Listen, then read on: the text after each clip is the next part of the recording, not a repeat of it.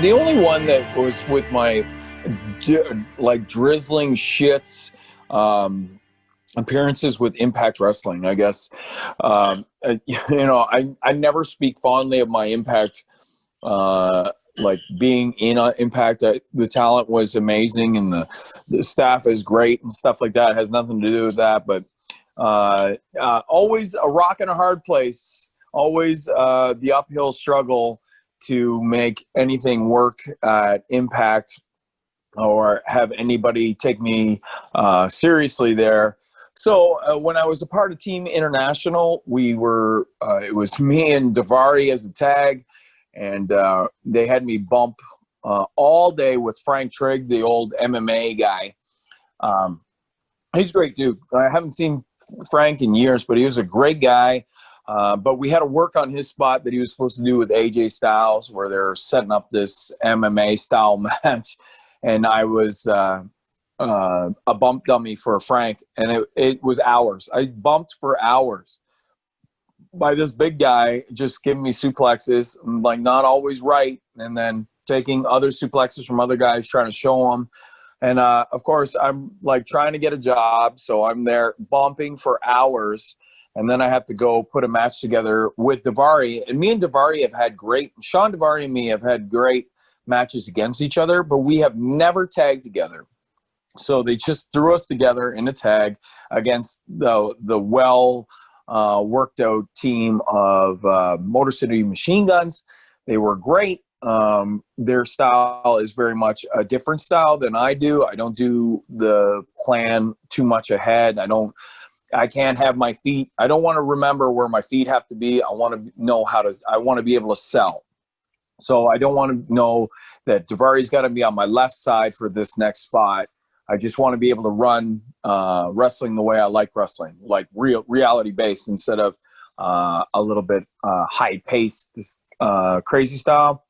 But that was the machine gun style. So we did the machine gun style. The match fell apart.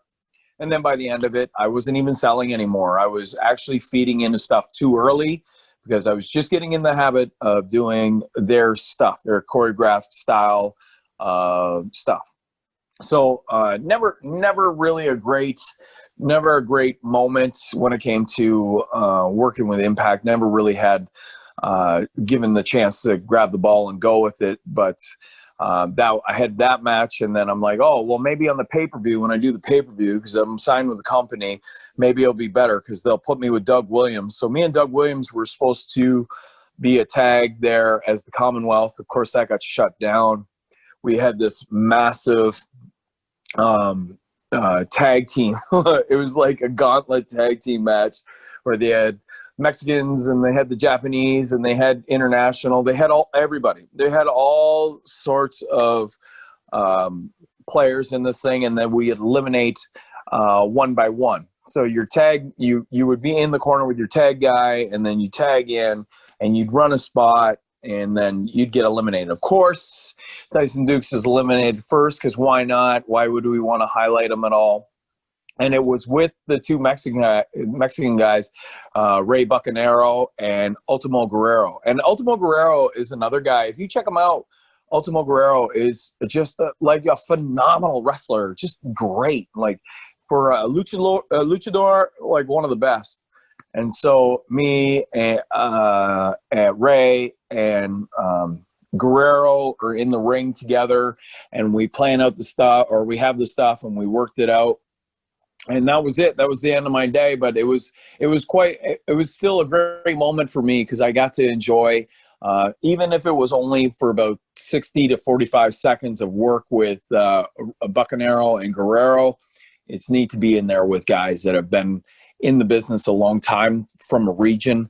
And like I said before, like if you are in the business and you know of some person's name in a completely different country, that means they have some kind of value.